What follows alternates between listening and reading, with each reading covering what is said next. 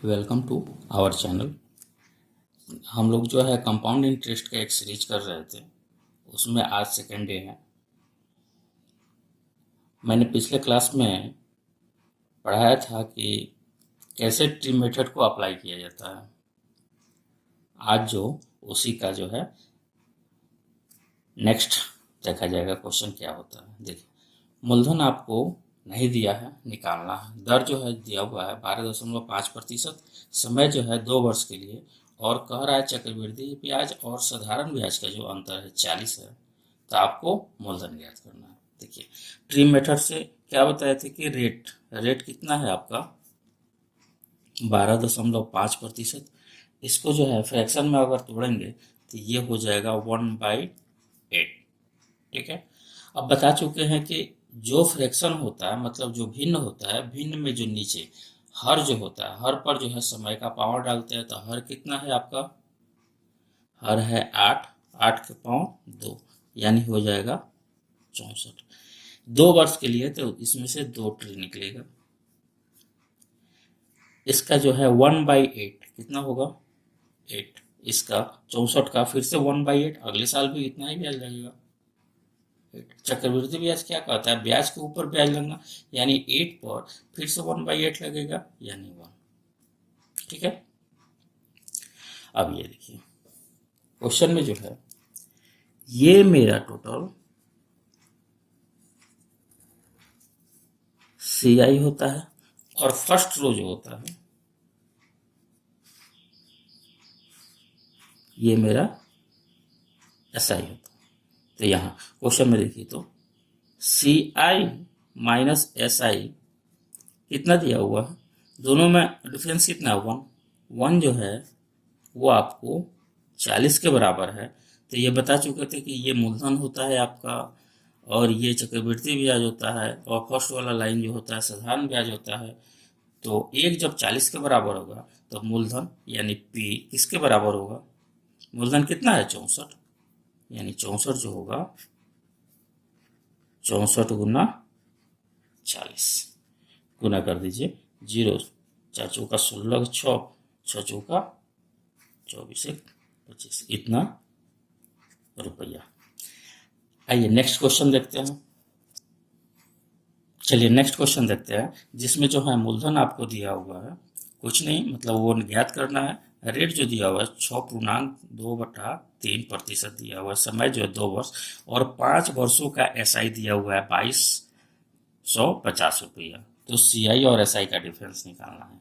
देखिए इस क्वेश्चन में जो है आपको 5 वर्षों का SI दिया हुआ है। अगर 5 वर्ष का SI, ध्यान से देखिएगा, 5 वर्ष का SI है तो 1 वर्ष का कितना हो जाएगा, क्यों, साधारण ब्याज हर एक साल बराबर होता है। तो 1 साल का SI जो होगा वो आपका हो जाएगा 2250/5। कैलकुलेट कीजिए तो 5 चौका 20, 50, 25, ये आपका 1 साल का हो जाएगा। अब देखिए, जब भी हम बताए थे कि इस तरह का क्वेश्चन होगा तो हम लोग सबसे पहले क्या रेट से करते हैं। तो रेट कितना दिया हुआ आपको 6.2/3%, छत्र का 18, 19/3। ये जो है वैल्यू किसका है 1/15। अब देखिए क्या बताए थे कि हमारा जो भिन्न का हर होता है, हर पर जो है समय का पावर चढ़ाएंगे, यानी 15 का पावर 2, यानी 15 का स्क्वायर 225। यहां से 2 ट्री निकलेगा,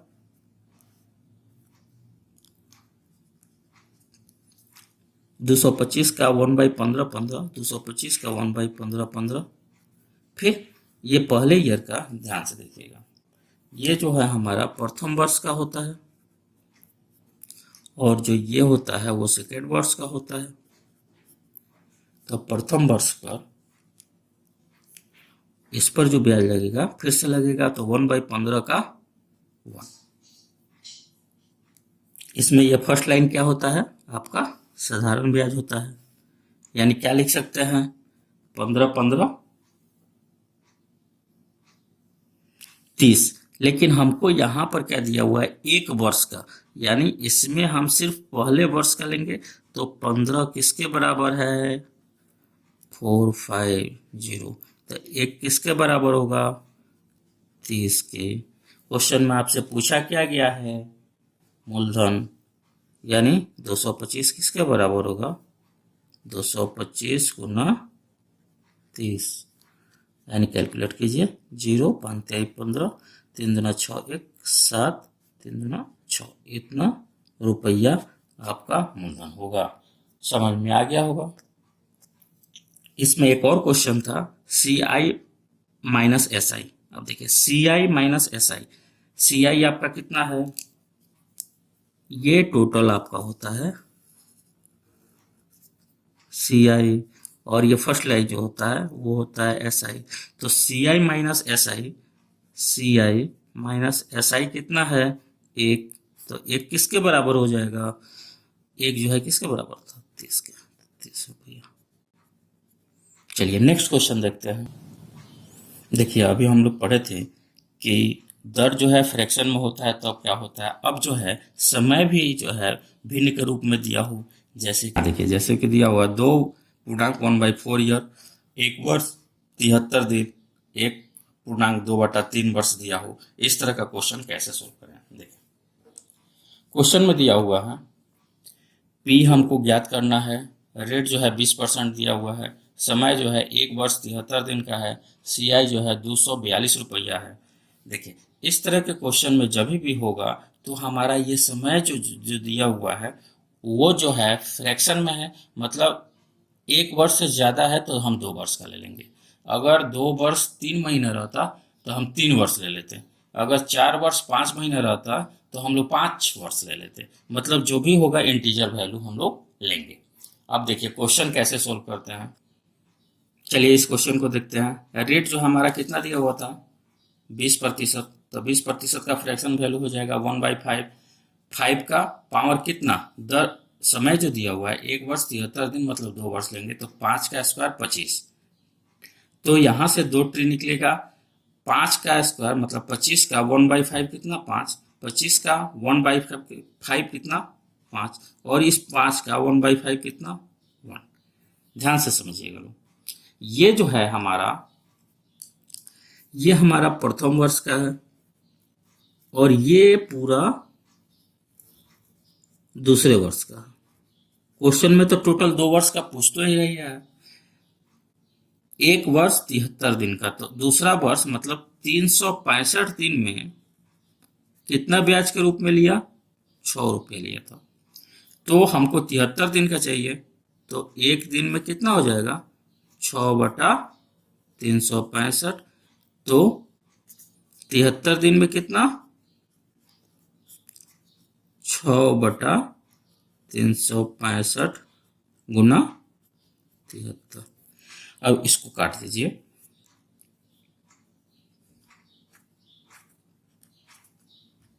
तो ये हो जाएगा 6/5, यानी 1.2। अब इस वैल्यू को कंसीडर नहीं करके हम वहां 1.2 कंसीडर करेंगे। ठीक है।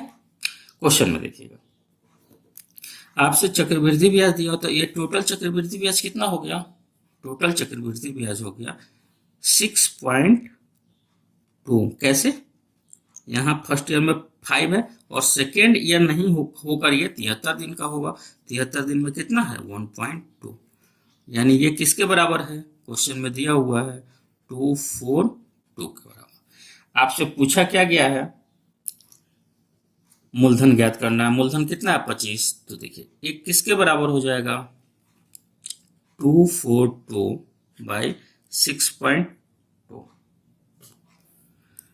तो मूलधन कितना है, 25। 25 किसके बराबर होगा, 242/6.2 इंटू 25। इसको जब कैलकुलेट करेंगे तो आता है 975.80 रुपया। ठीक है।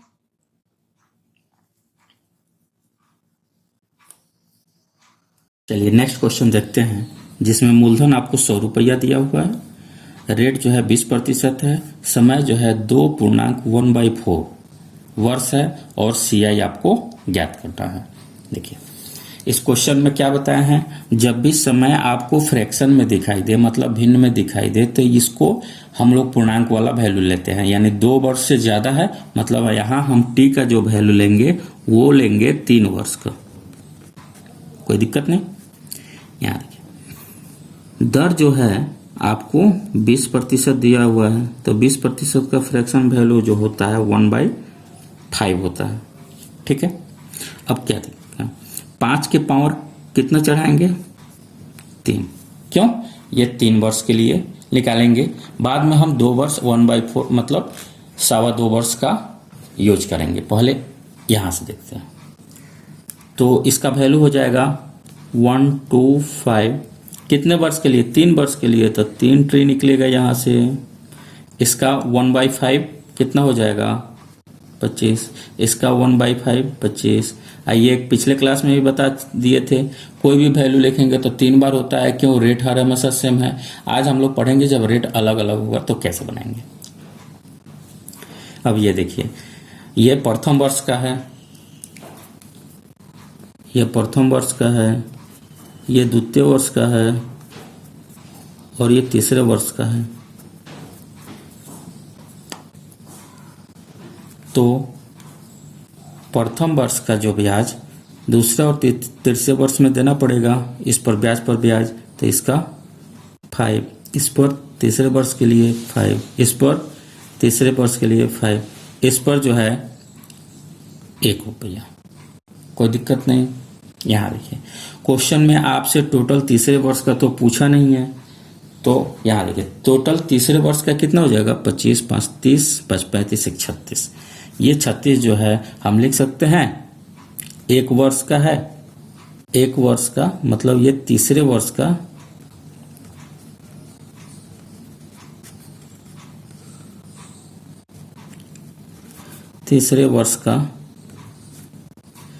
कितना है,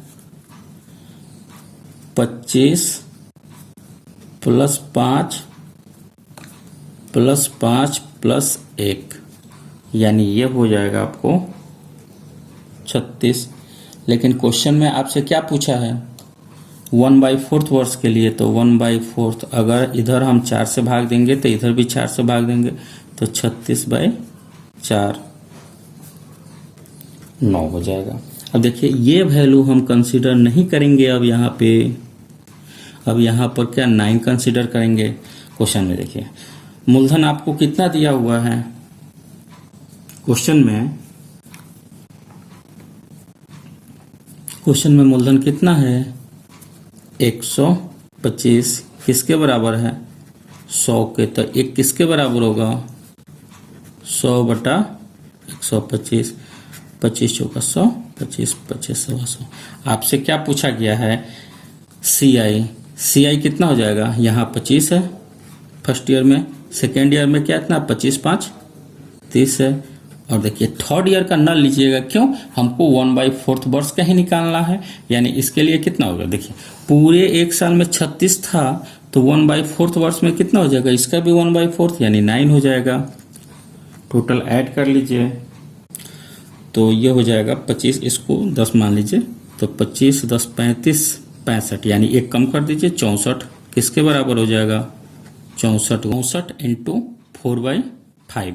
क्यों, 1 वर्ष 1 का वैल्यू दिया हुआ 4/5, तो इसको जब कैलकुलेट करेंगे तो ये हो जाएगा।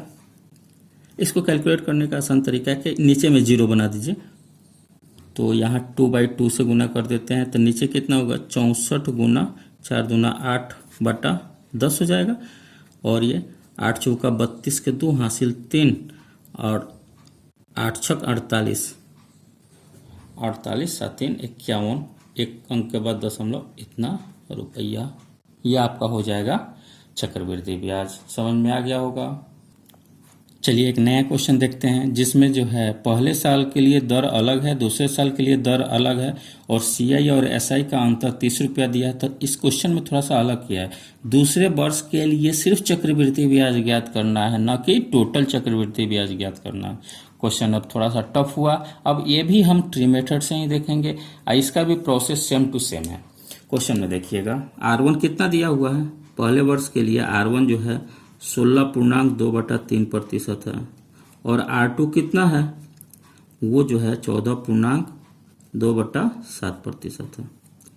तो 16.2/3% का मान कितना होता है, तो ये आप लोग जो है इसको तोड़िएगा तो 1/6 होगा, और ये जो हो जाएगा 1/7 हो जाएगा। याद कीजिए क्या बताए थे कि किसी भी भिन्न का जो है हर लेते हैं, हर पर जो है समय का पावर चढ़ाते हैं। अब देखिए यहाँ हर तो दो गो अलग अलग है, तो इस पर अगर पावर चढ़ाएंगे तो 1 वर्ष का, एक इस पर पावर चढ़ाएंगे तो 1 वर्ष का, ठीक है ना। तो यहाँ देखिए, तो ये अब हमारा क्या हो जाएगा 6 × 7। क्यों, पिछले क्वेश्चन में भी हम बताए थे कि हर पर जो है समय का पावर चढ़ाएंगे, जैसे कि 20% दिया हुआ था वैल्यू, तो 20% में देखिए यहाँ 20% जो वैल्यू दिए हुए थे उसका 1/5, ठीक है।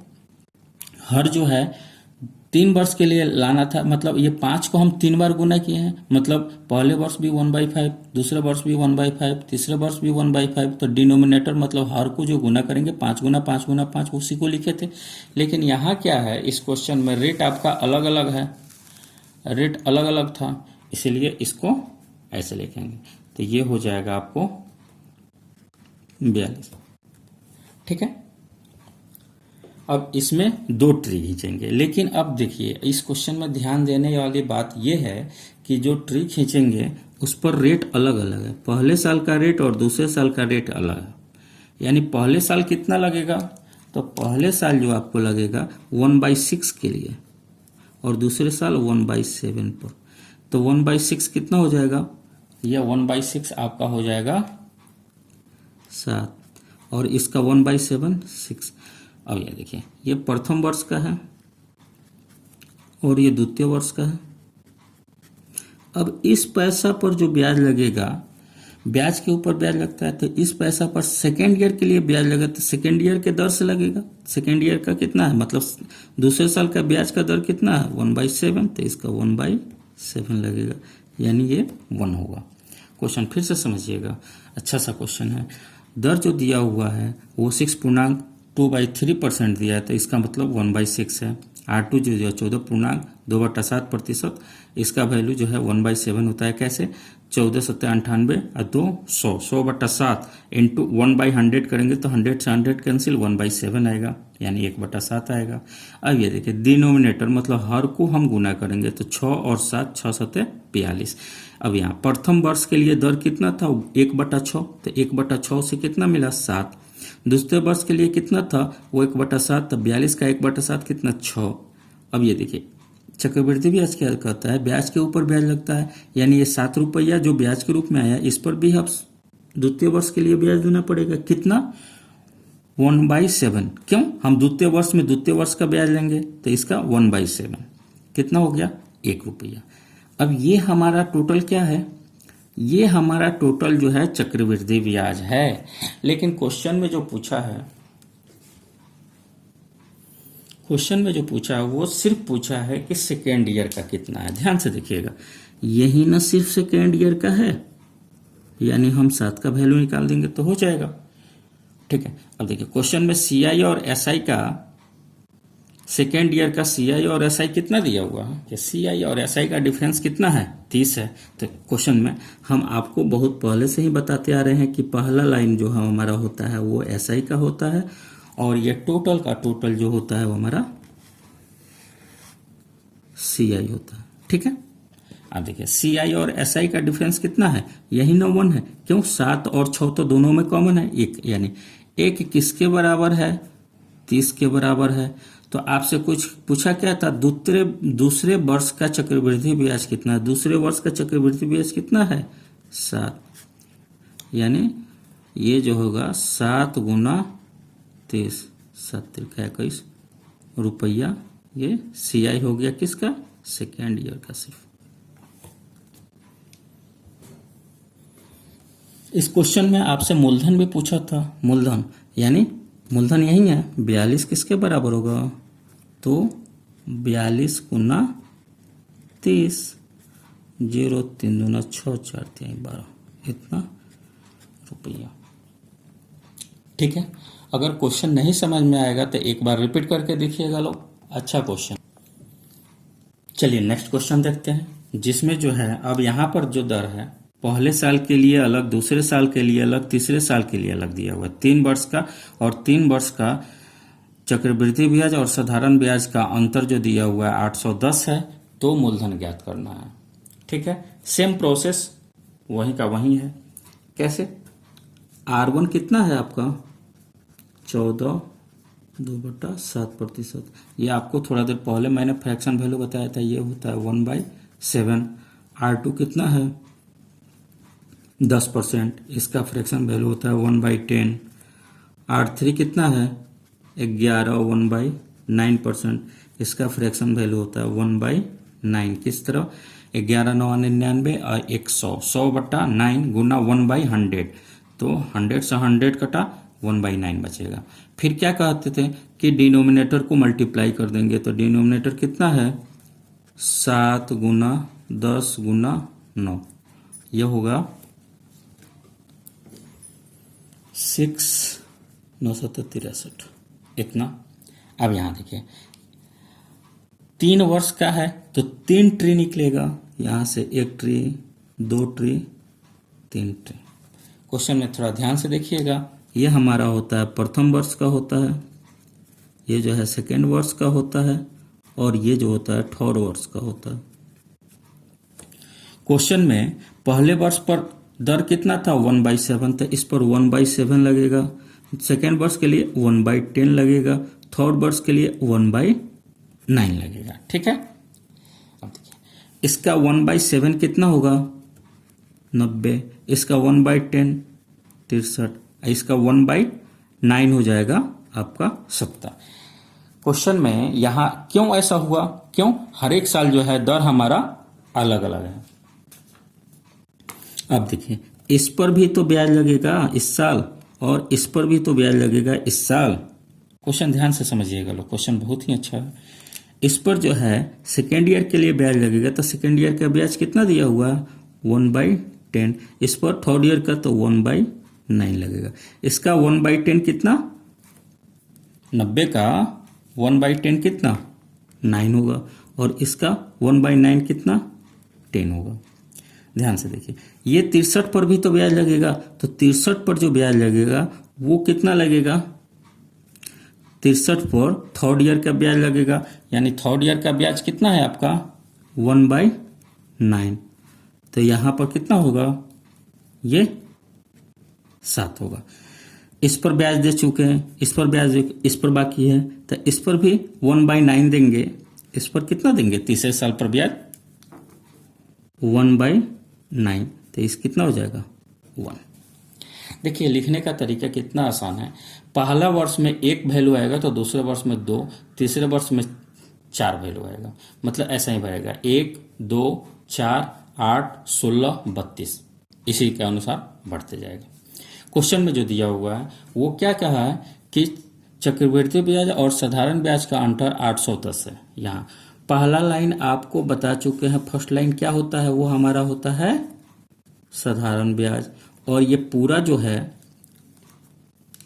अगर इसके बारे में बात करें, ये टोटल वैल्यू क्या होता है वो होता है चक्रवृद्धि ब्याज।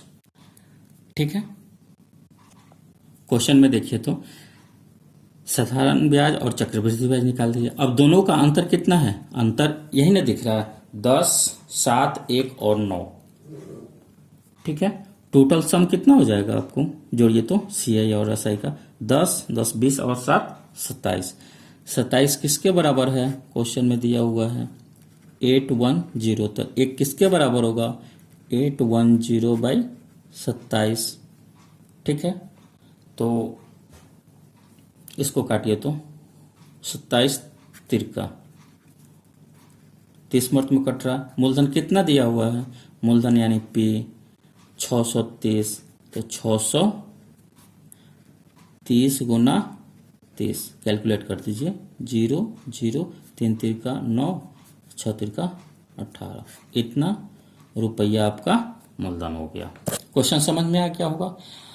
अगर आपको मेरा पढ़ाया हुआ अच्छे से समझ में आता है तो इसको जो है लाइक्स और कमेंट करें और अपने दोस्तों में इसको शेयर करें।